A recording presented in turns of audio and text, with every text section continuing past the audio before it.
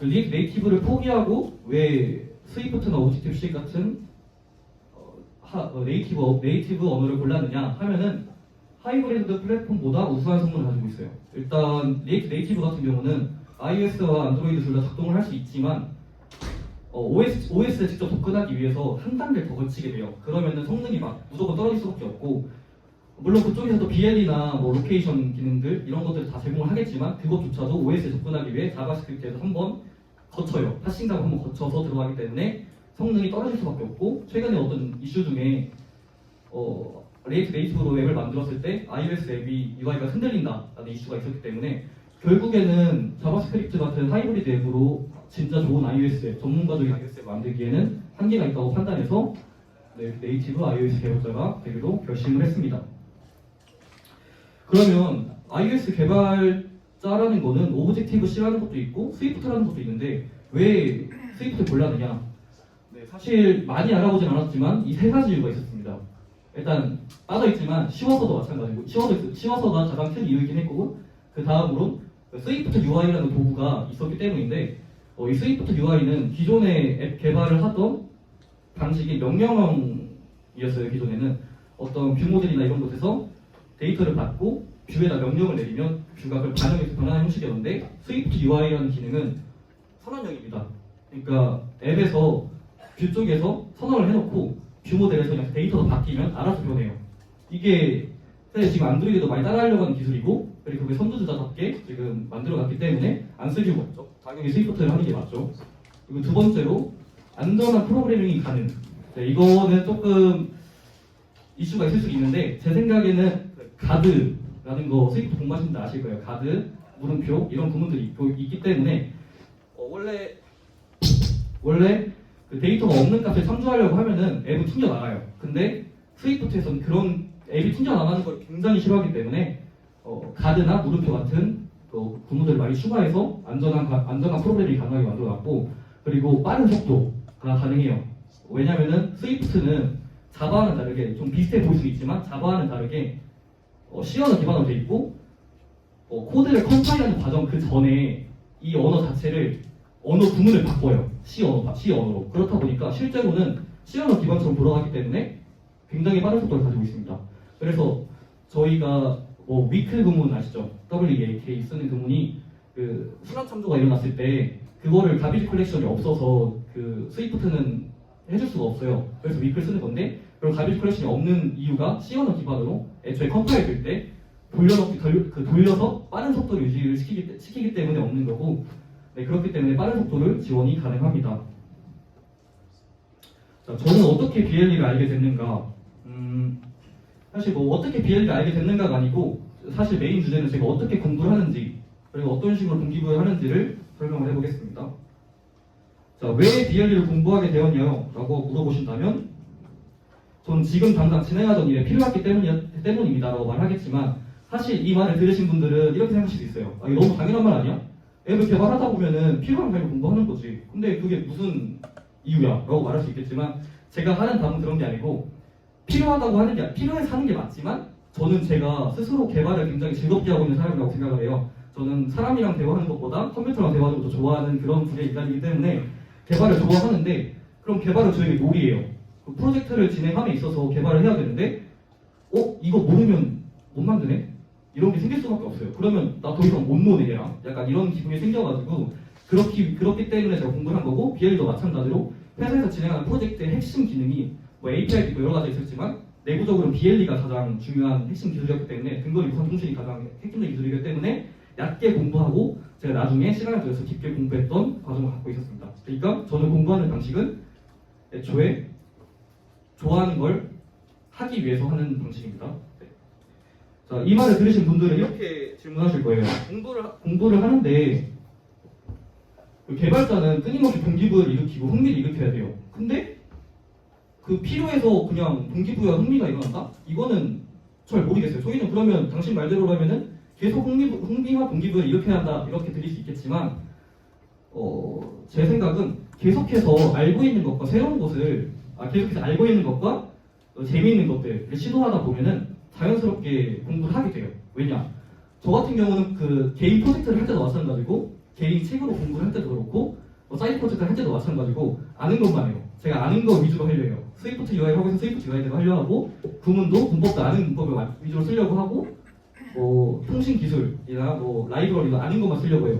근데 그러다 보니 분명히 한계가 올 수밖에 없어요. 아 어디 포럼에서 봤는데 이거 안 좋다더라. 이거 하려면 이 라이브러리 좋다더라. 이거 쓰는 게 더 효율적이라는데? 그리고 저 스스로 느낄 수 있어요. 그러면 안 봐도 이거 필요하겠다라는 생각이 들 수 있어요. 그때마다 저는 정말 얕게 공부해요. 정말 쓸 수 있을 만큼만. 이거 그냥 이렇게 쓰는 거네? 이 클래스 써가지고 이거 임포트하고 이 클래스 써가지고 이거 무슨 명령어 쓰면 돌아가는구나 정도만 공부하고 넘어가요. 그리고 그걸 리스트화해놔요. 저는 언제나. 그리고 프로젝트가 끝나면은 다시 그렇게 모르는 거를 어느 정도 아는 상태로 만들어 놓고 돌아와서 공부를 그 프로젝트 끝낸 다음에 그 이후에 제가 알게 된 리스트에서 잡아서 공부하고 그걸 새로운 기술에 집약시키기 위해서 따로 책을 좀 깊게 공부하는 편입니다. 네, 왜냐하면 반성이 중요하기 때문에 재미없는 거 하면은 당연히 반성이 안 되잖아요. 저희가 막 고3 때도 그렇게 급했는데 공부를 엄청 열심히 할 수 없어요. 서울대생처럼. 그런 이유 때문에 저는 무조건 스스로 재미있게 만들어야 한다라는 말이었습니다. 네, 그래서 요약하자면 저에게 개발은 그 놀이이고 즐거운 것이며 그 공부는 이러한 놀이와 즐거운 것들을 늘리는 것이라고 말씀드릴 수 있는데 자, 게임 안 하시는 분들도 계시겠지만 저는 게임을 되게 좋아했었어요. 근데 그 게임을 하려면은 싱글 게임에서 대부분 그런데 다음 단계로 넘어가려면 레이드를 해야 돼요. 왜 안 그러면은 전 이 스테이지에 머물러서 하던 것만 계속 해야 돼요. 근데 난 그러고 싶지가 않네. 난 더 올라가고 싶고 더 많은 거 느껴보고 싶고 더 넓은 세상에서 게임 세상에 놀고 싶은데 안 되잖아요. 그렇기 때문에 공부를 하는 겁니다. 그러니까 공부는 저에게 레일이었어요. 이거 해결해야지 나 다음 단계 넘어가는구나. 다음 스테이지 넘어가는구나. 이거 해야지 레벨업하고 다음 스테이지 쓸 수 있겠구나. 이런 식으로 접근하는 게 저의 공부 방식이었고 네, 그렇기 때문에 저에게는 개발은 놀이고 즐거운 것이며 공부는 그 레이드라고 말씀을 드리겠습니다. 네, 오케이. 여기까지 좋습니다. 지금까지 동기부여 같은 좀 지지부진한 그런 말들을 계속 했는데, 그러면 재용 씨는 어떻게 공부해요? 라고 물어보실 수 있어요. 제 공부 스타일은, 사실 사람마다 달라요, 공부는. 제가 어떻게 공부한다고 해서 여러분한테 말한다고 해서 여러분들한테 맞을 리가 없어요. 왜냐? 저도 제 공부 스타일이 특이하고, 어떤 분은 강의 듣고, 어떤 분은 책 보고, 어떤 분은 공식 문서 보는데, 제가 거기서 이게 맞아요. 라고 하는 것도 주제넘는 행동이고, 해서 그런 말은 하지 않겠습니다. 그러나 제가 드릴 수 있는 말은 개발은 즐거워야 하고 심지어 실제로도 즐겁게 개발하는 사람들 중에 잘하는 사람들이 많아요. 그러려면 어떻게 해야 되냐? 일단 얕게 배우세요. 일단 얕게 모르는 거 힘든 거 너무 막 붙잡고 있지 말고 아는 거 위주로 하면서 얕게 그냥 쓱 보고 이런 거 있구나. 이렇게 동작하는구나. 여기서 이 명령 쓰면 되구나. 이 정도만 딱 하고 근데 개발자가 취미가 아니잖아요, 저희는. 그래서 깊은 지식은 필요해요. 그래서 언제나 한번 돌아갔다 온 뒤에는 깊은 지식을 위해서 전공서, 책, 공식 문서 등을 깊게 탐독해보세요. 그게 커리어도 좋고 나중에 나 이거 안다 라고 말할 정도가 되려면 어찌됐든 간에 얕게 알면 안 돼요. 깊게 알아야 돼요. 그래서 제가 BLE 공부한 이유도 쓸 줄만 알면 되는데 당연히 포어 브루투스 스캔 프리퍼럴 이렇게 쓰면 되는데 왜 이거를 BLE 구조까지 공부했냐?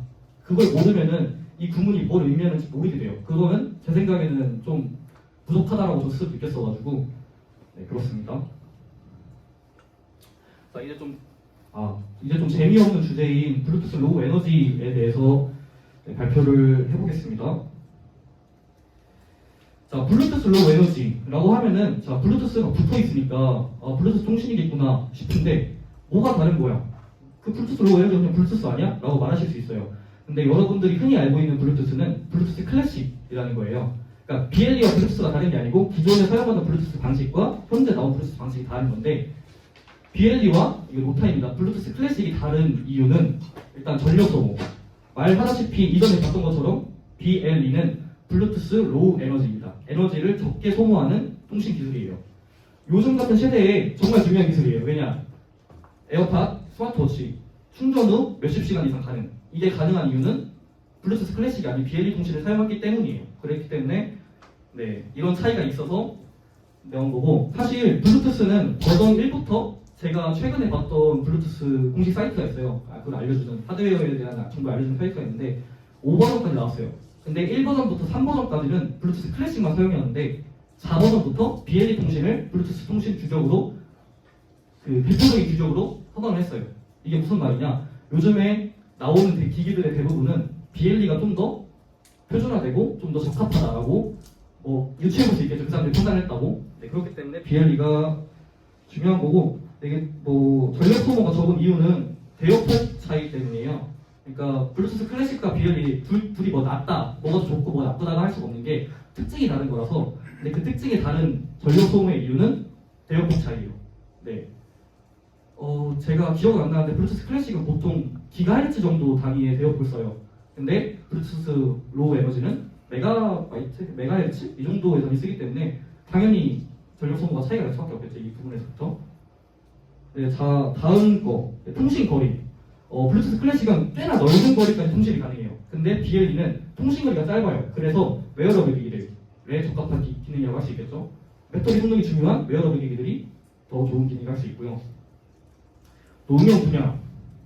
방금 말씀드렸다시피 BLE는 웨어러블 기기나 저희 모바일과 연동한 IoT 기기들 있죠. 사실 애플에 제공한 액세서리 말고도 많아요. 되게 안드로이드에서 사는 것도 많고 그런 것들은 BLE가 적합하고 대용량 전송. 아이폰에서 블루투스를 쓰는 그래요. 그러면 블루투스를 아이폰이 블루투스를 어느 분야에 사용하는지 대충 설명하자면 에어팟, 스마트워치는 BLE를 씁니다. 그리고 에어드랍은 블루투스 클래식을 사용해요. 에어드랍을 블루투스 클래식을 사용하는 이유는 동영상, 사진 같은 대용량 파일로 전송을 해야 돼요. BLE랑 블루투스 클래식의 차이는 대역폭 차이가 있죠. 큰 데이터를 보내야 하기 때문에 에어드랍 같은 경우에는 블루투스 클래식을 사용할 수밖에 없습니다. 이런 차이가 있어서 응용 분야가 차이가 확실히 나게 됩니다. 자, BLE가 주목받는 이유. 당연히 저전력 소모 당연히 중요합니다. 네, 아까 방금 말씀드렸다시피 거리나 대역폭 차이로 저전력을 할 수 있어요. 그리고 추가로 BLE는 슬림 모드라는 것도 지원하기 때문에 여러 가지 주파수 호핑 기술들도 있고 여러 가지 기능들이 있어요. 간단하게 설명하자면 주파수 호핑은 주파수에서 바꾸는 거예요. 이러면은 자, 블루투스를 BLE를 마스터 슬레이브 기기라고 하는데 하나의 기기 여러 가지 IoT 기기들이 모여 있어요. 근데 얘네들이 어떻게 통신하느냐? 기기들은 저기다가 소리를 탕 쏘는 게 아니고 팡 하고 쏴요. 주변으로. 그러면 그거에서 대역폭을 찾아야 할 거 아니에요. 그 대역폭을 약속을 해놓는 거예요. 우리가 몇의 대역폭을 쏘면은 그건 내 데이터야. 이해해? 하는데 여러 가지 기기들이 모여 있는 상황. 제가 최근에 경험했던 건데 제가 서울에 가가지고 기차역 같은 사람들이 많은 곳에서 블루투스 이어폰을 쓰면 뒤지직거려요. 기기 이상이 아니고 그게 대역폭이 충돌 나는 건데 이런 거를 해결할 수 있는 그 주파수 호핑이라는 기술을 지원을 해요. 주기적으로 주파수 바꿔주는 거예요. 얘네들이 스스로. 그러면 충돌이 안 나겠죠? 그럼 문제가 뭐냐? 블루투스는 결국엔 안정적인 통신을 해야 되는데 삥났네? 주파수 부딪혀 삥났네? 이런 게 일어나기 시작하면은 다시 보내줘야 돼요. 삥났으니까. 근데 이런 걸 줄이기 때문에 당연히 재전송 비율이 줄어들고 그렇게 되면 전력 소모가 확실히 줄어들게 되죠. 이런 이유가 있고 슬림 모드는 결국에는 그 주파수 쏘는 주기를 조절하는 건데 두 가지 주기가 있어요. 크게 보면은 통신 주기, 광고 주기, 연결 주기 이렇게 두 가지가 있는데 광고 주기는 연결되지 않은 상태에서 나 여기 있어요, 나 연결하실 분 하고 계속 쏘는 거예요 주변으로. 그리고 연결 주기는 커넥팅이 됐네? 이거 받을래요? 계속 물어보는 거예요. 이런 게 연결 주기고 광고 주기다. 이거를 상황에 따라서 계속 조절할 수 있게 가능하기 때문에 저전력 소모가 기법적으로 가능하다입니다. 네, 작은 크기의 디바이스 사용 가능. 이거는 주파수가 당연히 줄어들었죠. 주파수가 대역폭이 많이 줄어들었어요. 그리고 배터리 용량도 큰 배터리가 필요 없어요. 왜냐? 애초에 저전력이니까. 그러면은 기기가 작아질 수밖에 없어요. 그러면 초소형 기기들이 들어가기 적합해지겠죠. BLE 기술이. 그렇기 때문에 주목받고 있고요. 네, 기존 블루투스와 동일한 높은 안정성. 방금 말씀드렸다시피 주파수 호핑 할 때 말씀드렸다시피 데이터가 소실돼도 그걸 안 소실되는 것처럼 최대한 유지해주려고 해줘요. 블루투스는. 그런 거를 지원해주기 때문에 안정성이 높다고 말씀드릴 수 있고요. 그리고 기존 블루투스의 호환. 이것도 되게 중요한 요소인데 블루투스를 기존에 사용하던 기기가 BLE 그냥 적용이 가능해요. 그러니까 나 기존까지 블루투스 클래식 썼었는데 우리 기기는 그러면 어떻게 하면은 그 BLE도 돼요. 그냥 기법 바꾸세요. 하면은 그게 연동이 돼요. 그냥 이런 장점이 있기 때문에 이식이 가능하다. 네. 네, 비용 효율성. 말씀드린 기기가 작아요. 그러면 하드웨어가 덜 들어겠죠?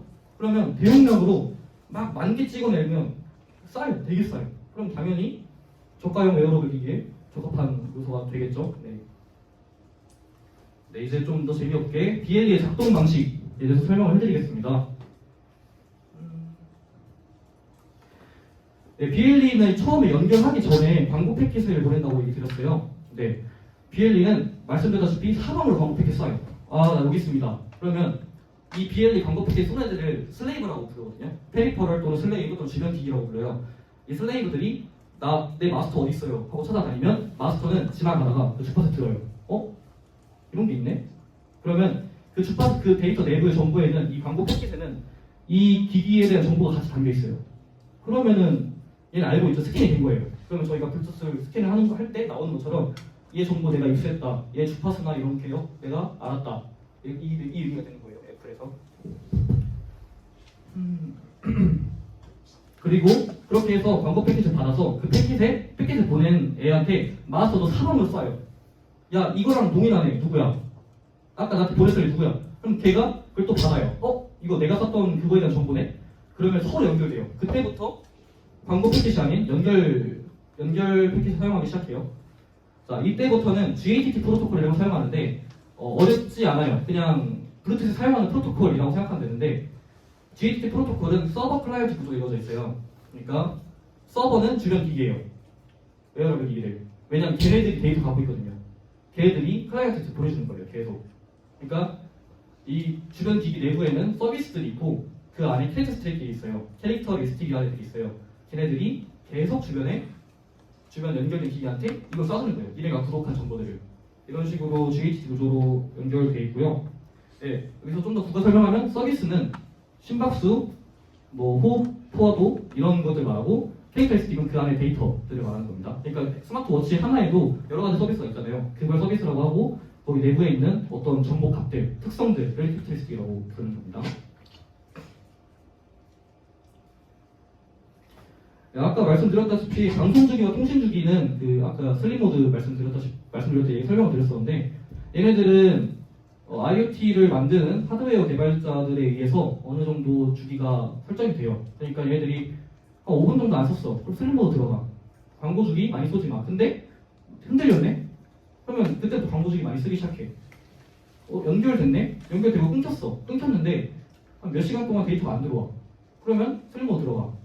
근데 그러다가 한 번 딱 들어오면 그때부터 다시 빠르게 쏴. 광고나 이런 것들. 이런 식으로 조절이 가능하기 때문에 데이터를 쏠 이유가 많이 줄어들고 그러면 당연히 조전력이 되겠죠. 네.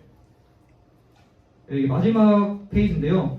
네, 이거 스위프트 코드예요. 네, 제가 최근에 BLE 쓰면서 가장 많이 썼던 명령어들을 가져온 건데 일단 이걸 쓰려면은 코어 블루투스라는 걸 임포트 해야 돼요. 이거는 애플에서 제공되는 거기 때문에 따로 라이브러리 받아올 필요 없고 여기 재밌는 점.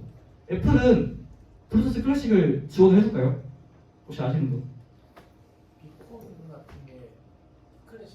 비코는 좀 다른 걸 거예요. 그거는 NFC나 다른 방식이 있어가지고 좀 다를 건데 저도 이 부분에는 잘 몰라가지고 한번 자세히 알아봐드리겠습니다. 네, 어쨌든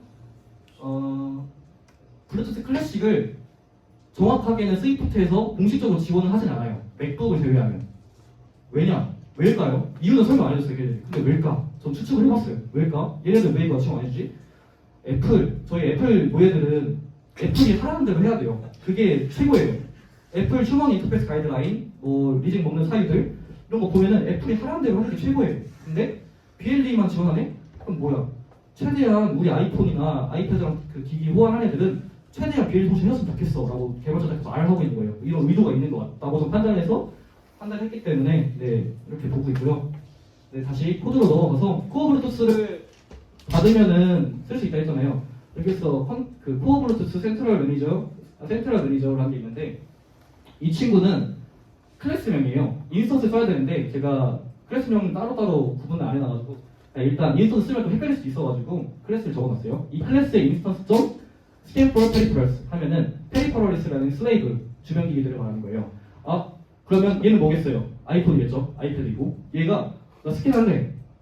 나 주변 기기 스캔할래. 라고 하는 거예요. 그때부터 그러면 광고 패킷이 닫기 시작해요. 이 스캔하는 하드웨어가 켜져요. 그때 OS 통해서. 근데 딜 했죠.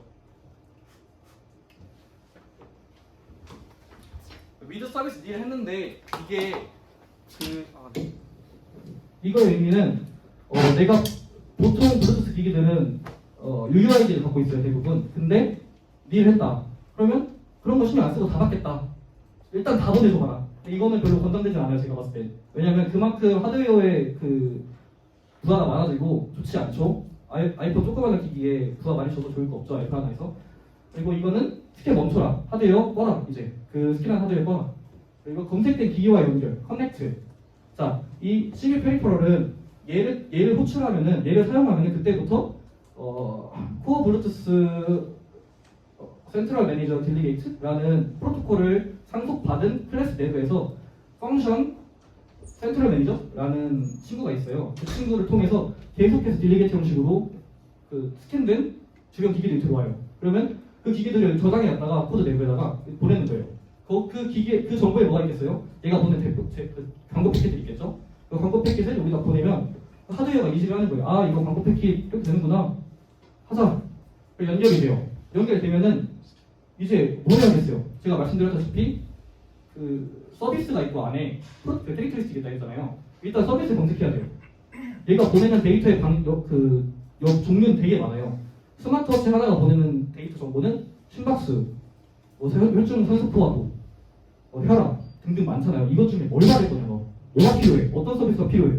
라고 보내는 거예요. 그걸 찾아내는 거예요. 뭐 어떤 서비스를 찾아내고 그게 발견이 되면은 해당 서비스랑 연결하겠다. 그리고 해당 서비스 제공하는 특성 데이터가 뭐가 있냐를 찾기 시작해요. Discover Characteristics. Characteristic은 특성이라고 하는데 어떤 번역서에서는 근데 대부분 공식 문서에 그냥 Characteristic가 써 있어가지고 그냥 Characteristic을 이렇게 표현하겠습니다. 그리고 찾아낸 특성을 구독해요. 구독한다는 거 뭐냐면 이 데이터 계속 받겠다. 내 하드웨어는 이 데이터 주파수가 날라오면은 계속 그냥 그거 들여보내서 너한테 딜리게이터 쏴주겠다. 이런 의미예요. 이렇게 찾아낸 특성을 구독하면은 이 친구, Funk Peripherals 얘는 정확한 이름 기억이 안 나는데 코어 블루투스 Peripherals 델리게이트 이런 친구가 있어요. 이 친구를 또 상속받아서 그 안에 있는 제공된 함수거든요. 그걸 사용하면 해당 페리퍼럴이 뭔지 그리고 얘가 무슨 데이터를 보냈는지를 받을 수 있어요. 그러면 당신이 이 캐릭터리스틱을 해석하면 돼요. 데이터 형식을 오니까 뭐 스트링으로 바꾸든 해가지고 그 IoT 기기 펌웨어 개발자와 잘 합의 보셔서 하면 됩니다. 그리고 여기서 중요할 점. 자, 지금 펑션에 제가 센트럴 매니저와 페리퍼럴을 두 개를 소개해드렸어요. 지금 여기 센트럴 매니저 안 나와있지만 근데 코어 블루투스에서 제공하는 함수명은 메서드명은 다 똑같아요. 그래서 주의하셔야 돼요. 그래서 매개 변수를 잘 파악하셔서 아니면 그냥 공식 문서 들어가서 읽어보세요. 이게 뭔지. 아니면 그 자동 완성 있잖아요. 그 밑에 써보면 얘가 뭐 하는지 써있거든요. 그거 보면서 저도 이거 다 못 외워요. 근데 그분 그때 아마 보면서 보는 거라서 그런 식으로 원하는 상황에 맞는 이벤트들 호출하시고 연결하시고 하면 됩니다. 네, 끝입니다.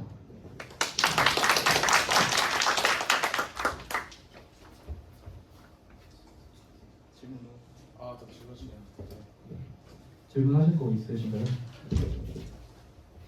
저 블루투스는 전 안 달아보긴 했는데 네네네. 그러면은 BLE로 iOS 기기 간에 연결해서 뭐를 한다던가 그런 것도 할 수 있는 건가요? 네, iOS 기기가요. 그러니까 iOS 대 iOS요. 네네. 아이폰과 아이폰은 시도해본 적이 없긴 한데 아이폰과 맥북 같은 경우는 서로 블루투스 통신이 가능한 거예요. 왜냐면은 하드웨어에 따라 다르겠지만 어떤 기기들은 슬레이브도 되고 그 마스터도 돼요. 그렇기 때문에 아마 제가 공부한 지식이 맞다면은 슬레이브도 되고 마스터도 될 수 있다면 가능하지 않을까. 아이폰 기기 자체에서도 서로 그렇게 생각합니다. 네. 그 아까 말씀하셨던 것 중에 그 특성을 구독하는 게 있는데 네. 저 구독이 어느 시점까지 이어지는 건지 시점이요? BL이면은 만약에 끊으면 사라지는 건지 네. 그게 궁금하고 그리고 또 저 같은 경우도 마찬가지로 메모리 누수 방지를 해야 되는지 이거요? 네네.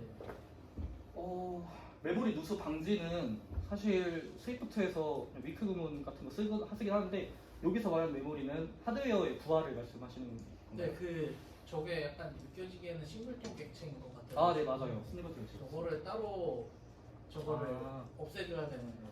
제가 봤을 때 싱글톤이 적합하다고 봤던 이유가 뭐냐면 블루투스는 하나의 앱에서 하나만 사용되잖아요. 그러니까 메모리 부하를 없애기 위해서는 당연히 앱이 꺼질 때 종료해 주시는 게 맞는데 이 싱글톤 객체를 사용하는 이유는 전역적인 설정, 제가 선택한 이유는 이건데 아닐 수도 있어요. 전역적인 설정이니까 필요하고 전역적으로 필요한 데이터니까 사용하는 이유도 있었고, 두 번째로 얘가 검색한 페리퍼럴이 각자 인스턴스에 막 다 따로따로 저장되면 그게 더 메모리 부수가 커요. 왜냐면 자, 코블투스를 검색하는 친구를 인스턴스에 100개 만들었어요. 그럼 100개가 다 같이 딜리미트 받고 있어요. 그러면 이게 더 이상하다는 구조로 생각이 들었어가지고 그렇게 골랐었고요.